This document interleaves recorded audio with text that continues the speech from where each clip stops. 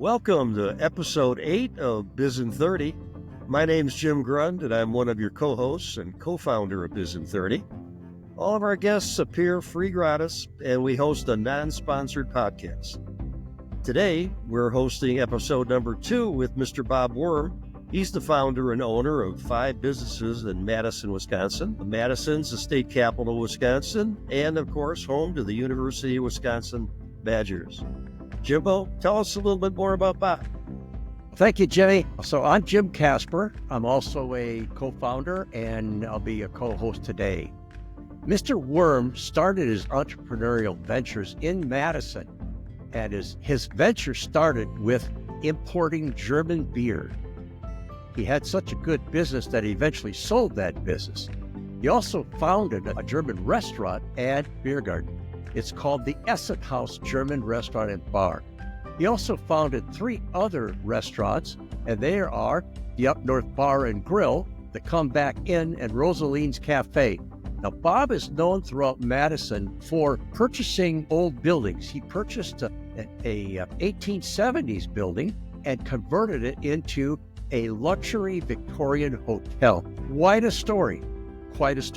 He owns pretty much the whole block there, just off of downtown Madison. If you missed the first episode, you really need to go back and watch it because he tells a great story, and he also gives some wonderful advice to business owners and tells some success stories that he had.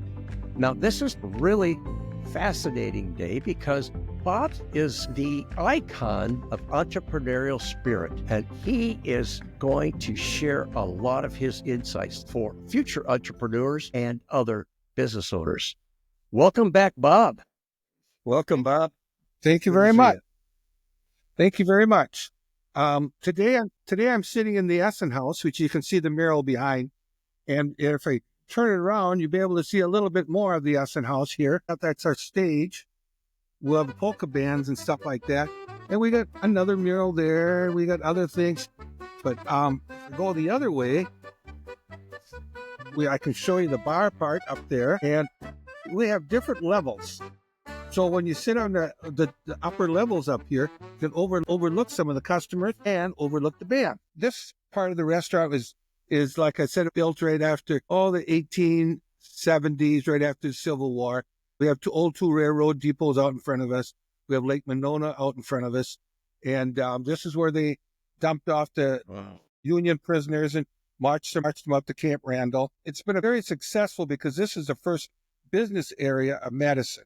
So when I saw this building empty and not being used, I was very intrigued with it. I'd like to say that as I went along, I bought more buildings and I made it into more of a mall, the frontage. So when I talk about the Essen House, it's a German restaurant. It's more of a drinking hall. And I feel that I'm more in the entertainment business than the food and bar business as time went on. So That's good.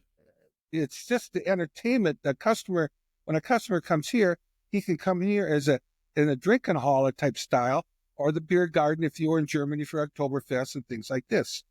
So it's more of a fun type of atmosphere. And then as we went along, it got more popular. I built Come Back In, which is right next door, next building, put some holes in the wall, put some doors there. And Come Back In was first started as an overflow, but what really happened was craft beers got popular. So I put a lot of craft beers in there. I kept the German beers here at the Essen House, and I put craft beers over there, and it got more of the younger student and sports type customers. So that worked out very well. And then when I got the Ruby Marie Hotel and put the Up North Bar, the Up North Bar is more of a very Wisconsin up north type bar. And that's the reason why it's called Up North, because the Chicago people said, we're going up north. So I just figured if they're going up to Madison, that's up north far enough for me. That's a familiar phrase. We're going up north. Yeah. Going up north. So I built the Up North Bar, and that's a very local type. And the guests upstairs, when I remodeled the old hotel, as a 35-room SRO, single room occupancy building, it became, I wanted it very nice. I wouldn't say over luxurious because obviously I don't have a swimming pool, exercising and stuff like this, but I wanted it for the the guests who wanted to have fun. And if you're going to have fun, you ain't going to stay in your room. You know, you're going to do stuff. Well, And that depends, Bob. well, that kind of fun. We do have a nice suite for the honeymooners, but it's okay. That kind of fun, you're still going to go down in the bar down the first floor, up north. Well, people just love the up north and the hotel is because they say, I always wanted a bar in my basement, and that's what this reminds me of. So when they go down there, and now they can go to the German restaurant, they go along the outside. We have music outside during the summertime, a lot of tables and stuff. They can go to the Essen House, or they can go to Come Back In. So it's kind of more of an entertainment mall or a beer mall than anything else. Most people stay right here during the course of their 1 or 2 day stay at the hotel. What's your capacity there? What's your capacity there, Bob? Total capacity for people. If you take Essen House, probably holds, well, 250 to 300 standing. Wow. We got a couple banquet rooms that we use for dining when we're busy. Come Back In as the same thing, maybe another 200. Up north is quite small. It's only maybe about 65 people. But that's an old railroad type bar, and it's still a stand-up bar and stuff like that. So then the outside, we hold maybe a couple hundred people outside pretty easily. So in the busy times, football and stuff like that, it's fun. It's entertainment. So I'm in the entertainment business, not just the bar business. I'm in the entertainment business. And if I had a regret, I would have liked to build maybe a more white tablecloth fancy type place, because all of us know that having fun, you can have fun so much. Maybe someday you just would rather sit down with your girlfriend or wife and just eat. And you can do that here at the Essen House, but you got to listen to polka music in here at the same time. Bob, if we could maybe talk about your competitors in the Madison area a little bit. How would you say you differentiate yourself from like a place like the Probst German restaurant or other restaurants? Oh, we got a lot more gemütlich. We got more fun. There you go. That's what I figured. You even get that. Your You just entertainment. Want to eat a bratwurst, you sit down and enjoy a bratwurst. You know? Yeah. You got to enjoy it with a beer or soda and the music and stuff at the Essen House. And if that doesn't hit your fancy, you got to go walk over next door, come back in and take a break, you know, and maybe watch TV. We have no TVs here at the Essen House at all, you know. Or maybe you want to watch a part of a game or something. Maybe you want to send your kids over there to watch it, you know. So we're in the entertainment business. So any of my competitors, that whether they sell steak and lobster, I don't really sell that. I only sell it on specials. It's a good special, but I believe in having 6, 8 people with a boot of beer, enjoying each other's company, keeping the phones off. Essen House Come Back. They don't have many people with the phones on. Sounds like a great place. I'm on my way. So your uniqueness is fun, right? After the first episode, Jim and I had a long discussion, didn't we, Jimmy, about what business you're in. And we both agreed you're in the entertainment business and the fun business. So, and that's a differentiator. So that's we're pretty good. We're a destination type restaurant. Yeah. Yeah, sure. Now, Bob, is the Up North, is that inside the hotel? Yeah, the that's Ruby on the Murray? first floor of the hotel. Okay. On the first floor of the hotel, we kept the bar as is, like it used to be when it was first built in the 1880s. It was called the 400 bar because it took 400 minutes to get from Chicago to Minneapolis. And this was kind of halfway. And in the course of the years, it changed over and stuff. But the bar is original, floor is original. A lot of stuff is original because we got historical money from the federal government when we remodeled it. Beautiful. Like a historical landmark type of thing? Yes. We had to keep the exterior, we had to keep the banisters, and we had to keep the hallways. Good. Well, I look forward to seeing it. Hey, I don't know a lot about the intricacies of the hospitality, restaurant, and bar business. However, I'm always interested in pricing, how prices are set in general terms, not to reveal any trade secrets, but in a typical restaurant and bar business, the pricing, how is it set? Now, you have a cost plus basis, or you have whatever the market will bear, and then you also have competitive pricing and you have margin pricing. In that business, typically speaking, how are the prices set? Is it based on cost, what the market will bear, or competitor, what? Well, you learn business schools. You learn what you have. Mm-hmm. Mostly in labor in the restaurant business, it's always around about 20 to 25% can be labor, and you might have 40% could be cost of goods, and then you got 25, 30% that would be fixed costs. Well, Sure. since COVID hit and people do a lot more different pricing, I did my pricing on volume, customer count. See, and Customer count. I did it on customer count because I would just as soon keep my price a little lower and sell more. Now, if I only had maybe 10 tables or 20 tables, then you maybe have to go more with a formula.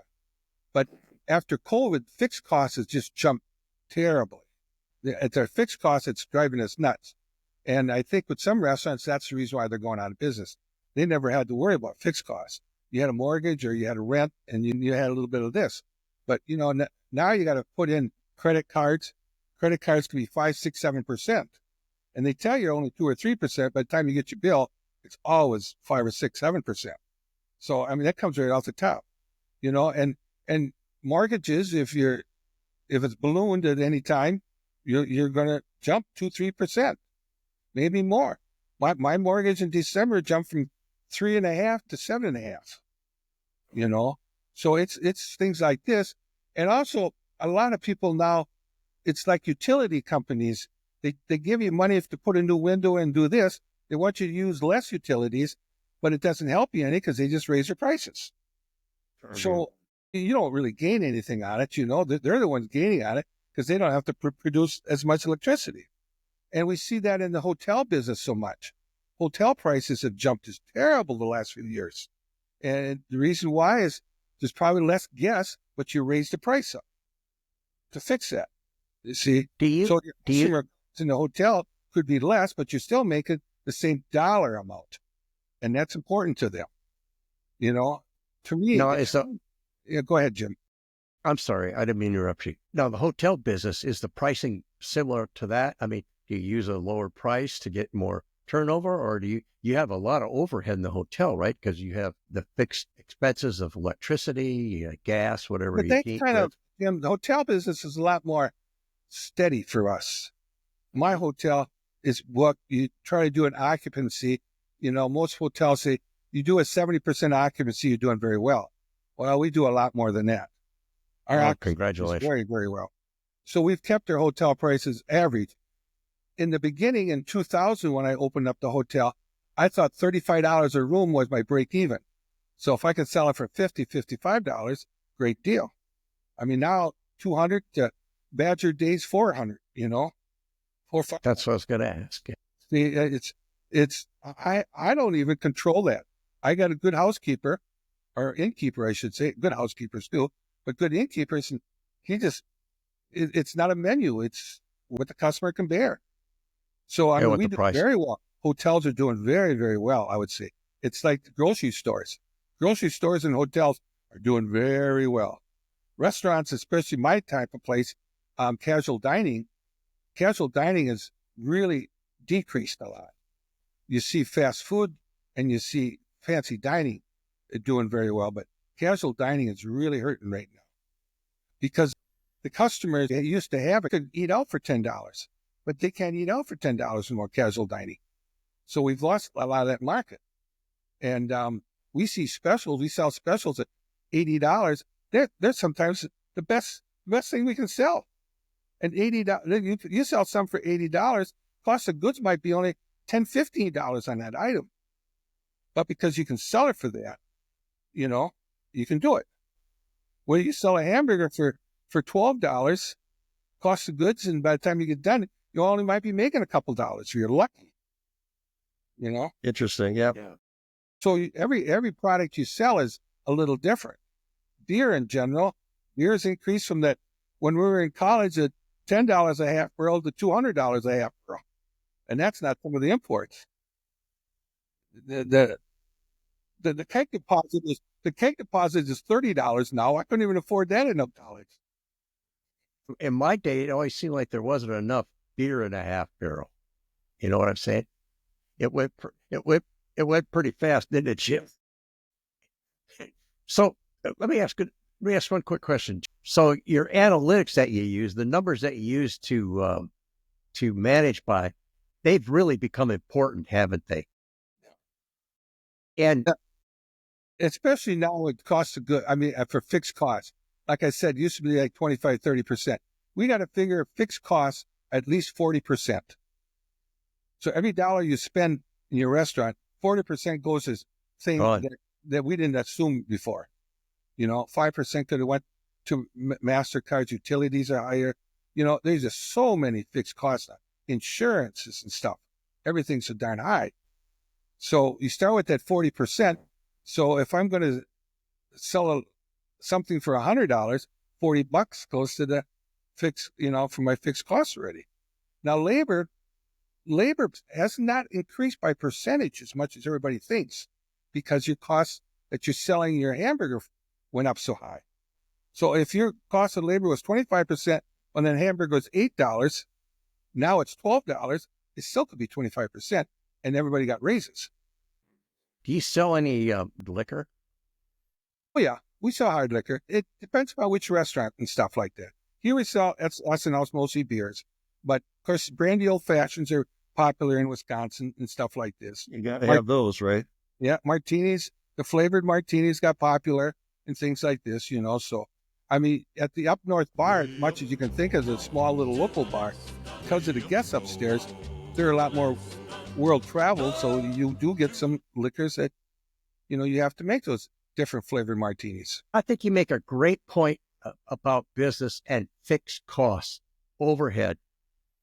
If you could keep control of those things, you'll make money when you start. Is that not right? Yes. Something that we overlooked in my early years because it was more minimal, but it's not minimum. It's become almost the larger of the whole pie now. So regardless of business, the fixed costs, the overhead, you're always going to be there. Yeah. And you need to control that. So for someone starting out, minimize those fixed costs and small businesses are good. You don't want to come into a 250-seat restaurant. I mean, you'd like to have 40 or 50 and get it under control and grow. Sure. The same with any business. That's a good point. That's a real good point. Okay, well, thank you. I appreciate you addressing that. Yeah, Bob, in episode 1, you did mention that you got several employees that have been with you for quite some time. And what's the secret to keeping employees and getting them to buy into your way of doing business? Being fat and jolly. There you go. All right. Employees are kind of, things have changed from 40-some years ago when I started. Obviously, when I used to interview staffing, they had a personality. Now, and that some of those people that I hired had personalities. Our personalities kind of grew together. And maybe that's the reason why they're here. We don't dislike each other. We understand each other. Whether, we go home and have your own social life. And the point is, employees should have their own social life, their own home life. That's really important. So if you got an employee that comes here and says, well, I want to meet people. Well, that's not too bad of an idea, but you should also have a home life. And I noticed my employees that have been here with a long time, they have a home life. They raised families, they did things. That was important to me also. And when COVID hit, I distributed my wealth and stuff like this and distributed my moans and groans maybe at the same time, but it was just the way it is. To talk more about just hiring, I'd like to say that things have changed now for the person you hire, because they don't have that one-on-one personality now. They want to interview almost like we're interviewing on the screen, and they don't want to come and talk to you. You got to bring them in here and see what kind of personality they have, because I'm in the entertainment business. I'm not on that screen. So when you ask questions, one of my favorite questions to people I don't quite understand, I said, what's the funniest thing that ever happened to you in your life? You know how many people stare at you and say, this guy's nuts. I can't answer that question. That's the funniest thing that ever happened to me. They just stare at you. And that's an important question to me because we give these employees a customer or a table or a group of people, and they have to handle that customer or customers. And something happens there. If they spill a glass of water or their food is bad, they got to come up with an answer. And just right there. And if you can't answer the question, what's the funniest thing that happened to you? Well, what are you going to do? When you step on that customer's foot, what are you going to do when things like that happen? So you got to have that personality for that. And that's their ability to interact with people's yes, 50% of the job. They've got to have that quality. Really. And the sad part is a hostess. The first customer coming in the door is really the most important person you have, the hostess. And the sad thing is that they're probably the most underpaid of all the employees. We pay cooks and dishwashers probably more than the hostess. And I tell them that too. And they look at me and say, why are you telling me? I'm going to ask for a raise, but they're so important. Well, we've talked about that with coming into a restaurant or any place, that the greeting is so important, and when they leave, to thank them for coming. So tell us a little bit about training for your employees. I mean, are you expecting people to be experienced coming in, or can you, what's the training procedure? Well, let me rephrase that, Bob. If Bubbles came in to apply for a waitress job or waiter's job, what training would she receive? She'd get the biggest smile from me. I hope you remember me. I would first probably look at what did she do? Good question, Jimbo. Good question. The last 40 years, did she go the bad route in the 40 years, or did she go the good route? Now, I think Bubbles was a nice person. She was young when I first met her, but I'm sure Bubbles, if she had a family and stuff like this, I would hire her on the spot. She obviously knows how to handle people in her life, and Very true. And if she had a family, I noticed that she would probably have children, and raising children and taking care of children is the most organized. A mother, you got to be organized. There's nothing about it, And so I love hiring older people, because especially if they're organized, and they are automatic organized. Now, do they have to have table service? Shoot. If you went out to eat a few times, you know what you like and don't like. I can teach them how to go to a table. I can't teach them how to talk to a table. I can have 10 seconds. You got to get to that table. But after that 10 seconds, they're on their own. And if Bubbles is on their own, I don't know what she's doing. But if I see that customer laughing, it's good enough for me. Well, you bring up a good point. If somebody has a family, they're used to taking care of things with their family. And it sounds like that's the kind of atmosphere that you've got with your employees, a family atmosphere. They're part of your family because you see them every day. And that's a great thing. If I could just ask a follow-up question, do you have a certain program that when you train a new employee, do you have a certain program that you... We give them a training manual, whether they read it or not. I question, But my daughter has worked now for me for 7, 8 years, and she's very particular. And depends upon who she gives them to. She'll give them to, maybe if they're hired as a hostess, let's say they might train with one hostess one night, another hostess the next night, But the big key is just to watch them and see how they react. Can they talk to customers? You take a 16, 17-year-old girl sometimes, or a guy, doesn't make any difference, coming out of high school, and they tell you, I want a job because I'm trying to get out of the house. Both my parents work at home. I don't want to stay at home. I just want somebody. I want to interact. That's the type of person you want. And they don't know how to interact. You got to teach them how to interact. You can't be shy. Just say hello, goodbye, and ask them how the weather is or whatever the case may be. But you have to teach most of the young people how to interact with other people. Yeah, because most of their time they're either on their phones or interacting with a computer. Yeah. And interacting with people is something new and something they have to learn. Good point. I wouldn't take Good point, Jim. Yeah, I don't really want the idea that we just hire experienced people, because experienced people got a lot of bad habits. They think that they run a 4-hour shift, and if you got a lot of tables, we're working 5 hours, or 6, 7, 8 hours. I want some people that understand that we're in the restaurant entertainment business. With your 5 businesses, you've told us how it's important when you have multiple businesses to have a presence with your employees and to make the rounds, so to speak. We call it managing by walking around. That's a powerful management tool in business. Well, thank you. On Sundays, I work on Sundays and Sundays for breakfast. They come to the Comeback Inn and eat breakfast. They don't eat at the hotel. And I get to see my guests at the hotel. And I must talk to at least half of them because I know the hotel. They enjoy the hotel. I'm very confident when I talk to these people, and we just jabber away. And the nicest thing they can always say to the waitress is, "Who was that fat old guy that just talked to me?" That's the owner. That's the owner. Well, That's hands-on, we call it. yeah. So we also learned, and that was a good question, good answer. We also learned in episode 1 that you worked for a couple of large chains, okay? I believe the Ponderosa or Bonanza, whatever it was. Scotch and Sirloin. Scotch and Sirloin, in Chicago.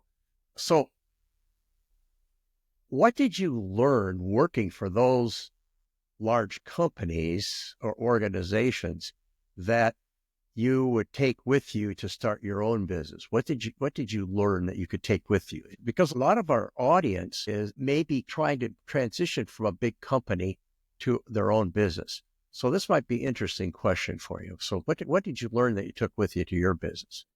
Well, I think with those big corporations, they gave me the personality of that corporation. Well, if it was very organized or whatever, it was their personality. If I was a new person, I didn't care for that personality. Not saying it was bad, because they had to organize it. They had 35 chains, or and stuff like this. But if you're going to start your own business, I would say if you work for somebody else, now make it your personality, make it your business. You learn from one guy how he did it, or a couple guys, whoever you work for. But now you go on your own and you start your own personality of that business. Question for you. So you work for these big companies, and what did you learn that you promised yourself you'd never do when you were in business? I know from that experience, okay, what I would never wear a do. cowboy hat with polyester clothes. Hey, don't say that too loud around Jim, okay? On Very Jimmy. funny. Okay. Very funny. Yeah, don't say that polyester comment. I make my girls here wear dringles, and they're made of polyester, so I'm sad for them. And during the summertime, when it gets too hot, I let them kind of change a little bit different clothes. I said, just make it a little European of some sort, I'm not sure what dringles are. The German outfit, the German dringles, the dress, the German dress, and the guys wear lederhosen, the leather shorts. Oh, very authentic. Yeah. Yeah. So when it's some of them don't care for it, but that's life. Maybe that's what I learned on the chain restaurants. The chain restaurants made you do it, made me wear that cowboy hat. Yeah. Anything, any behavioral things that you wouldn't do that you learned working for those big chains? The young person now, he balances his work with his life. When we grew up, Jim, was your work? It was more work because we wanted the money. We wanted to increase our wealth. We wanted to buy a TV. We wanted to buy a car. And now it's a little different. Their balance from work to life is more social.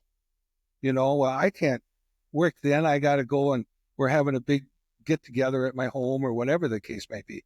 Some is good, some is bad, but work is not as important as it was when we were younger. Yeah. Bob, well, that's a very good point. So, Bob, in our audience, we have a mixture of corporate managers. We got entrepreneurs like yourself, business owners. And if they have a successful business and they want to expand it, what could you recommend to these viewers about determining when and if it's time to expand?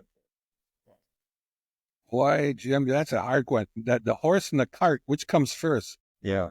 It's I think first thing you should really realize, do you have the management to do this.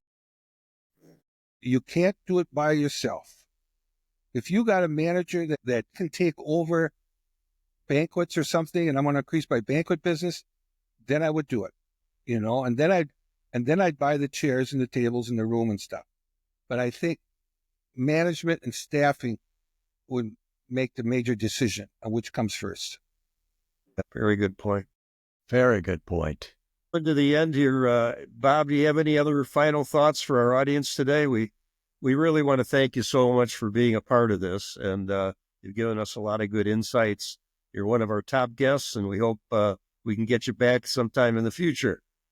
Well, I guess if I had any kind of insight, I'd tell the viewer they should call you, and maybe they should give them their story, because you're so nice to talk to. I mean, I feel right at home here. I could sit here all day and jabber about myself, You're a good man.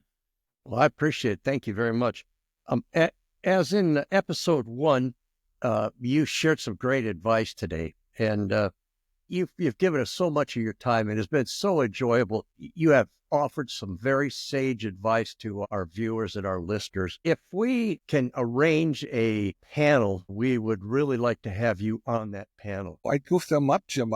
When I go borrow money at the bank, I goofed the bank up terribly, because I always say, I just want to have fun. Anyway, I want to encourage all of our viewers to watch Bob's episode 1. It's a beer story, and then I would also encourage you to like us on YouTube and on Rumble and on Spotify.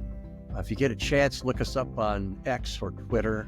We would appreciate it. Subscribe to us, because we have some great guests coming up. Bob will be back, and that should be a lot of fun. And that's obviously what 30 Minutes is Fun. Bob's in the fun business, the entertainment business. You are, Bob, and boy, you're darn good at it. So again, Bob, thank you so much, and Thank you for having me. Thanks, for Bob. our viewers. Thank you for being with us, Jimmy. Thanks so much.